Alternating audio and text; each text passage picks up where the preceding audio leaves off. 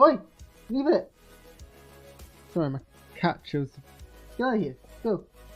You're not allowed. Sorry, the cat was misbehaving. Hello, welcome to Squidgy Vision, where Alexa, Volume 0.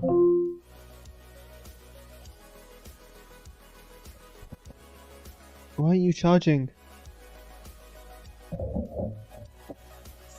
Swear to God, can't get the stuff these days. You charge. Nope. Everything is going wrong.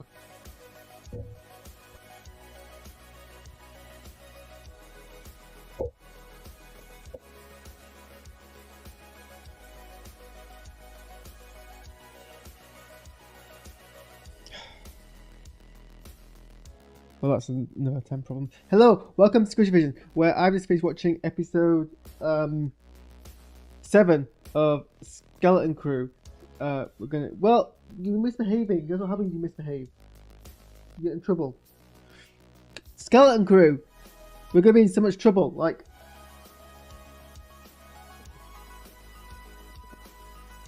she is. She's in trouble because she's misbehaving. You're misbehaving.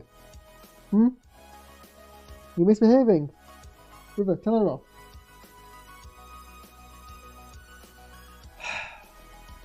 Anyway, this show. Yeah, it did not go in the direction I thought it would go in like several different places. So obviously we followed more closely the kids last week and kind of took a step back from Jod. So we kind of picked up on them in this episode. They arrive at Al-Atin. The planet, as you can see in the background, appears to be like a toxic wasteland. So Brutus was like, well, clearly, you're lying, or like you're wrong, we're gonna kill you, which I think is a bit preemptive. I mean, I get that he's being quite ruthless and not really giving Jod the time of day, and like, but if you're gonna hear him out this far at least, then you might as well hear him out like the full way, not just like give up at the first. I mean, well, I guess this is like the latest in a long. I don't know. I'm on two sides. So on one side, like I said, this is the latest of a long side of like false leads from Jod. Then you probably would like feel like this is probably another one. On the other side, if you're gonna listen to him this far, anyway, the fates, the force, whatever, apparently shines somewhat favorably on Jod because enough of the right things happen in like the last possible second for Brutus to give him another chance as the new Onyx ship arrives. Onyx Cinder, with its fancy new hull, which everyone on Twitter was absolutely adoring. And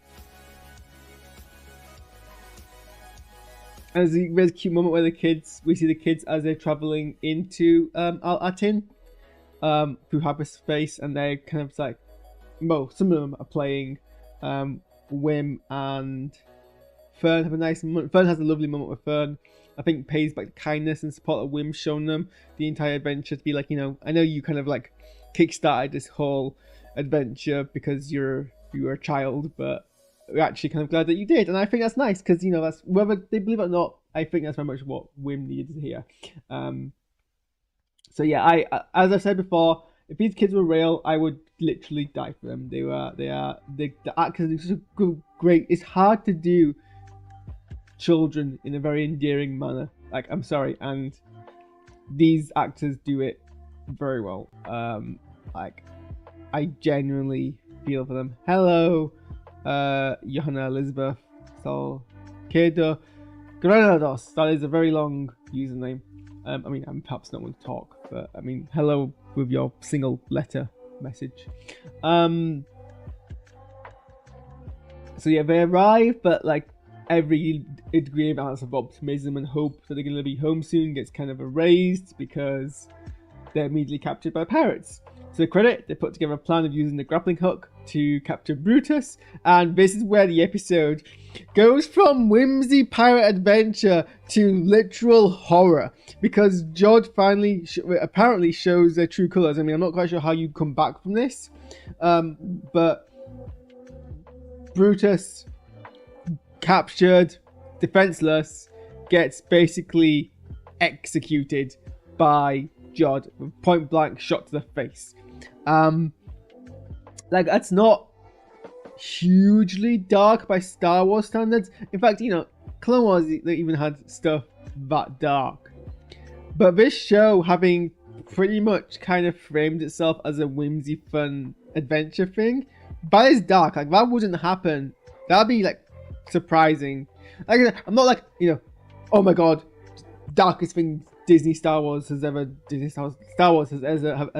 done. Or darkest thing that Disney has ever done. But when you kind of think about what kind of vibe they're going for with this show, it's a vibe, like it's a considerable vibe like change, because it just escalates from there. He executes Brutus. They capture the kids. He puts on his pirate outfit again, with his mask that we saw in the first episode, and basically takes control of the ship. And there's like this entire, like, so far it's been relatively unclear what Jod's angle has been. There's a meme about people. There's a meme on Twitter. People being like, you know, oh, I'm gonna have such a shocked face when it's finally revealed that Jod's the bad guy, even though it's pretty obvious that he's gonna be like. And it's not really obvious because it's kind of a show like this. You expect it to subvert and invert expectations, and so it could have gone in any direction. And I think, yeah, sure, I played it straight. Jod does eventually become straight. But like either way they would have gone would have been subversion. They played it so excellently in the middle that either way would have been a twist. That he was actually secretly good would have been a satisfactory twist.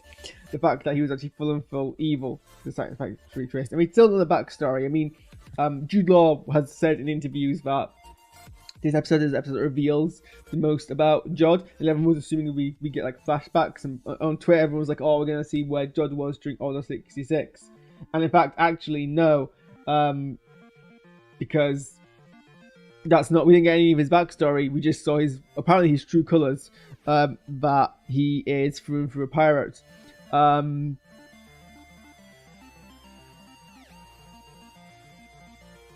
So yeah, they try to work out what it is about the ship that lets it pass through the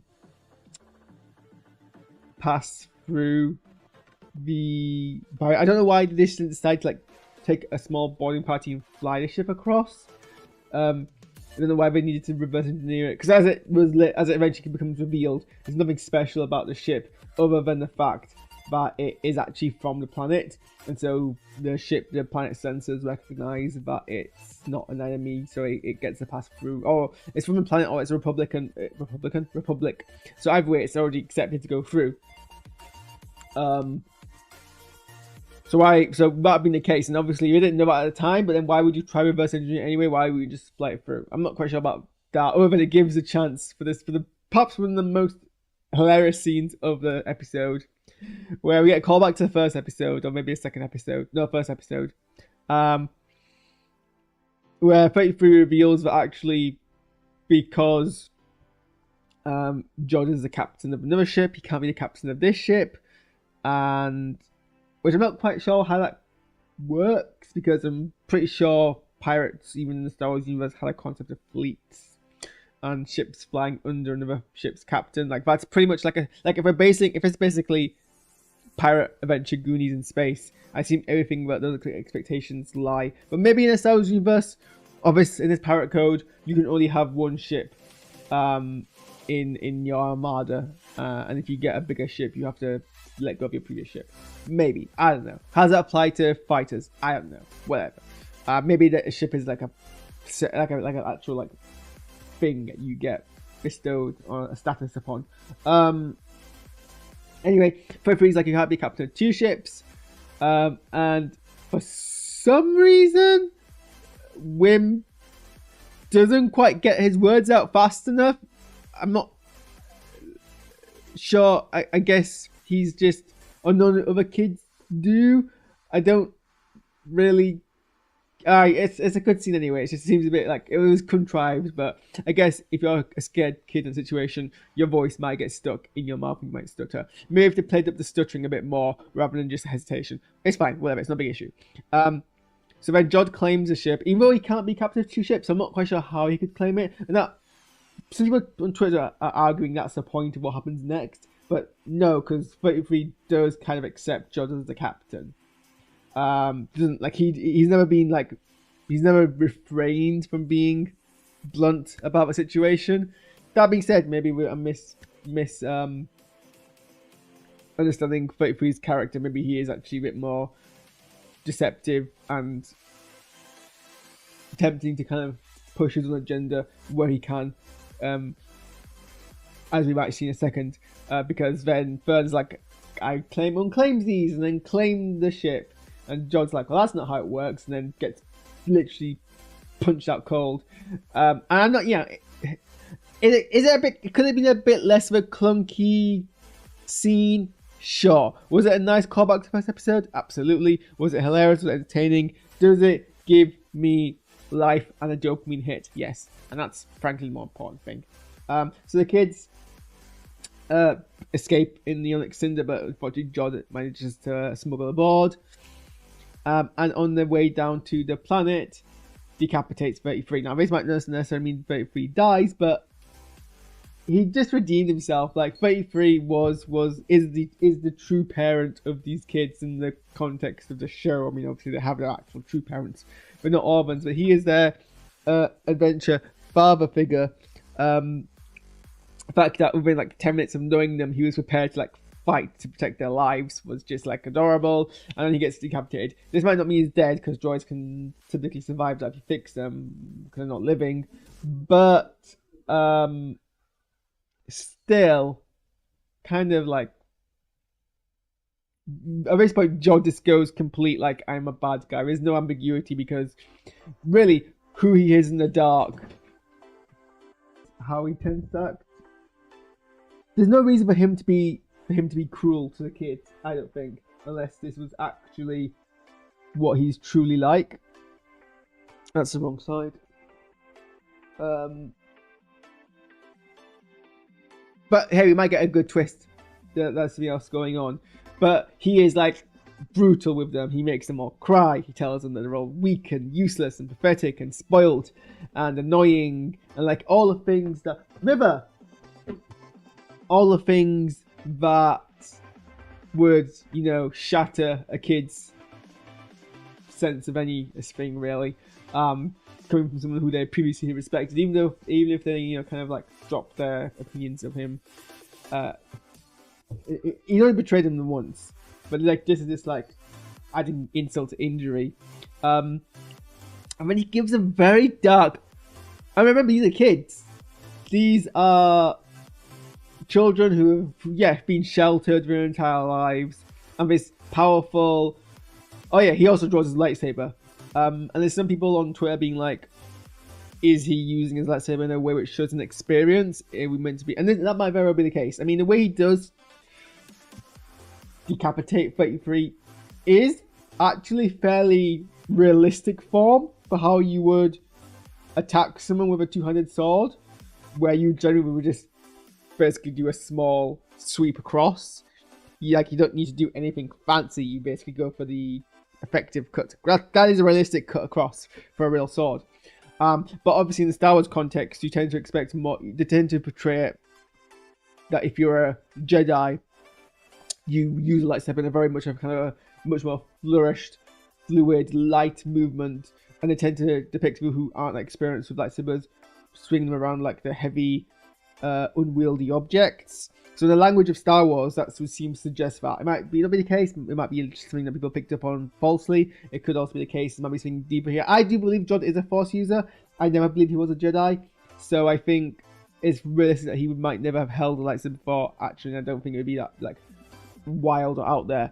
But But yeah, he like waves his lightsaber in front of the kids, and like if you in front of the kids, and is like if you say, if you like try to undermine me, if you speak up, if you annoy me, I will literally slowly kill your parents and your family. And that's a pretty brutal threat to give. And yeah, like his villainy is dark. So yeah, the ship lands. The droids and we haven't seen supervisors yet, so the droids seem to be in charge of everything, running on this autopilot. Assume that because he's arrived in the emissary ship, he must be the emissary, and basically take him immediately down to the mint. And it's this great scene where one of the vaults open. Also, like, this planet's entirely like mints, because the vault itself is massive, and apparently that one vault is just one of 1,000. Like I was expecting in the degrees of hundreds, but no, like thousands of them. Anyway, so yeah, he sees the vaults full of coins, sits down, no, like kneels down next to a pile of Republic credits, and breaks down in euphoric sobbing. And I'm like, that's the most raw, real pirate thing to do. Excellent. Jude Law is doing a fantastic job in this show. Bravo. Somehow the parents managed to also get their way down. It's not actually revealed this episode. They have a touching reunion, and then that's abruptly stopped by the most like traumatic way that episode could possibly choose to end. Actually, no, it could be more traumatic, but they stop with George standing in frame, lighting his lightsaber in what is basically a match cut of this last shot we see before Anakin slaughters the younglings, and that is obviously deliberate. This is Star Wars. It makes deliberate references to other shows. You can tell it makes a deliberate reference to itself. So yeah, I'm not excited for next week. I am terrified for next week and where the show is gonna go. But yeah, you can probably tell by my enthusiasm compared to like say my reactions to the Lower Decks or Bad Batch, how much I am like invested in this show, and how like it's really well made. Like it's not playing it safe, but it's playing it safe in Acolyte, and I do think shows shouldn't have to play it safe. I think they should take risks, and I would always appreciate shows like Acolyte producing something completely different. But at least this show does it safe in a way which feels fresh, and it lands it. It consistently nails the landing of what the show is meant to be. And like I at no point am I like, huh? Or wait, what? In a way which isn't satisfying. Like I'm not saying like mystery shows. Mystery shows are meant to be like, but you're in a very satisfactory way. Like oh, your cog is spinning. Where is it going? Where? If you're just lost completely, it's not satisfactory. There's the mysteries, but the mysteries aren't bogging down the plot. We're not held back. Like we don't need to know. I'm sure it will be revealed who the supervisor is, and there's a very strong theory that it is probably the original big pirate person. But even if it's not, like that, who it is isn't pulling the plot back, and that's how you do these kind of mysteries. So yeah, so good. It's a shame that I was just thinking earlier before I put this episode on that after this episode there's only be one episode left. Like what? This show needs long. This show could have literally done so much more. Like I wasn't like rushing for it to end. So yeah. Hopefully it sticks a landing, and it will go down as perhaps one of the best things that Star Wars has ever made. So thanks for tuning in. I'm gonna maybe play a little bit of Chivalry 2, but not stream, just like myself for like 10 minutes. And then I need to go to bed because I need to not be late for work. So thanks for tuning in, and I'll see you all Saturday maybe. Anyway, goodbye.